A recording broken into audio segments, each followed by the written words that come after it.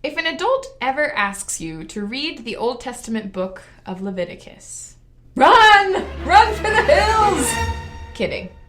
But make no mistake, reading Leviticus is about as fun as reading the Constitution. It's very important, but not terribly exciting. Most of Leviticus contains the instructions that God gave the people of Israel after they left slavery in Egypt. They had come to Mount Sinai, where they had received the 10 Commandments and had built the tabernacle, which is essentially a big tent that housed the Ark of the Covenant and served as God's home on earth. After the construction of the tabernacle, God had Moses gather the people together, and they were given a host of rules and guidelines about how they were to live. Remember, these were people who had just endured generations of slavery. They had no idea what it meant to be free people. At the end of the book, God tells them that if they keep all the commandments, the benefit for doing so is that they will never go hungry and no one will ever harm them. In fact, God goes on to say, I will walk around among you. I will be your God, and you will be my people.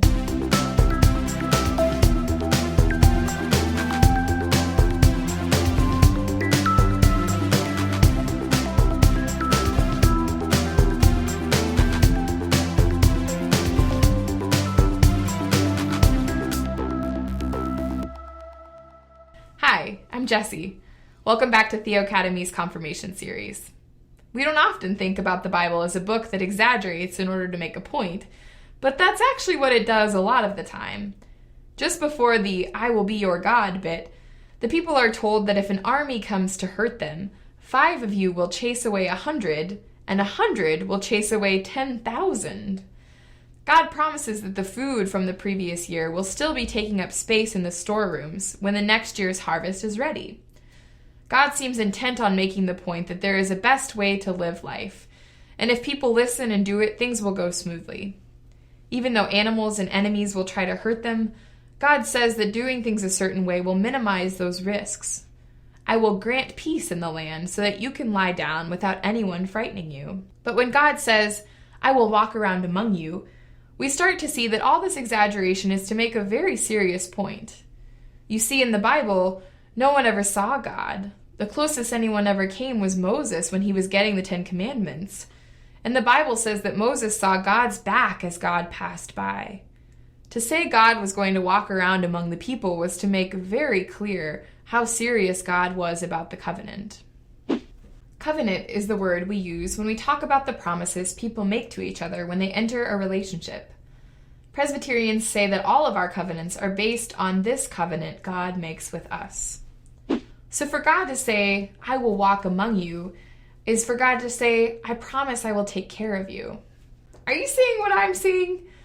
God promises to walk around among us, and then later on in the Bible we get this Jesus guy walking around among us. Well played, God. Ask the pastor. What is a covenant? A covenant, I think of a covenant like a holy promise between an individual and people, or individual and individual. So does it have any punishment? Covenants have an idea of accountability to that. Are there any other covenants that I can use as an example? Like marriage. That a covenant? Yes, marriage is a covenant. Well, one of the big ones is Noah's Ark, the rainbow.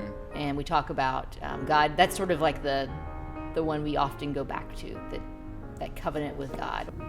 Don't I get any input into the terms of the covenant? Well, no.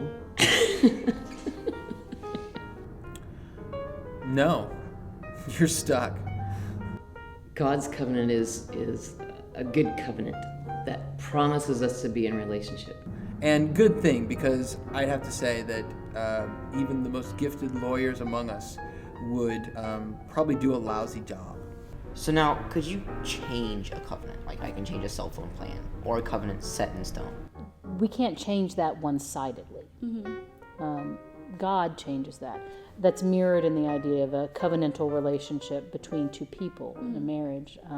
One person can't unilaterally decide to change the marriage covenant.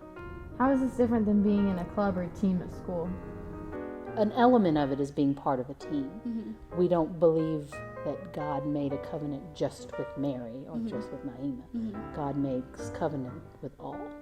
Or in the case of the covenant with Noah or with Abraham, God makes a covenant with an individual to encompass everybody.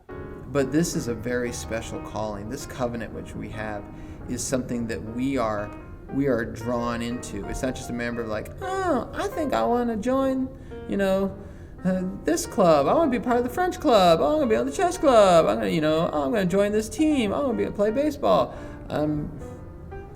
This is something where we have been drawn into it by God. So, and it's something bigger than just a passing interest of ours.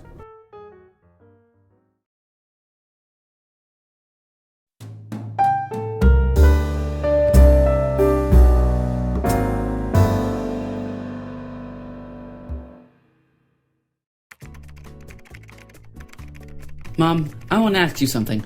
Okay. Do you love me? What? Do you love me? Of course I love you. Why would you even ask that? Do you love Keisha? Yes, I love Keisha. Why are you asking me these questions? I just wanted to make sure you loved us. Okay, well, I do. Even when we do things bad? Yes, even when you do things bad. Even when Keisha and I fight, you still love us then, right? Yes, even when you fight. We may not like you very much in those moments, but yes, we still love you. Okay, good.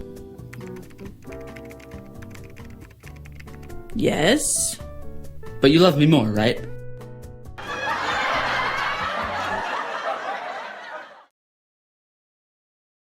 Here's the important thing about a covenant. It's not a contract. A contract is an agreement between two people where each of them agree to something, and if one of them fails to do what they promise, then the relationship is over. A covenant is totally different. In a covenant, two people make promises knowing that there is no way they will ever live up to all those promises. Part of the covenant is a promise to always try, but if someone fails, they pick up the pieces and they keep going. When God made the covenant with the people of Israel after slavery, they were reminded that God had gone to great lengths to save them. God said, "I broke your chains and made you stand up straight." The people were too important to God to just walk away at the first sign of trouble. Remember the Corinthians we learned about in the last lesson? This is the exact same thing Paul was trying to tell them. For Presbyterians, we think that if this is the way God has chosen to be in relationship with us, then we should do the same with one another. It's back to that whole grace and gratitude thing. God had mercy on us. We should have mercy on one another. We're going to spend the next couple of lessons talking about the way we live out this covenant in our church. But for now, here's the important thing to remember. Presbyterians don't walk away from each other.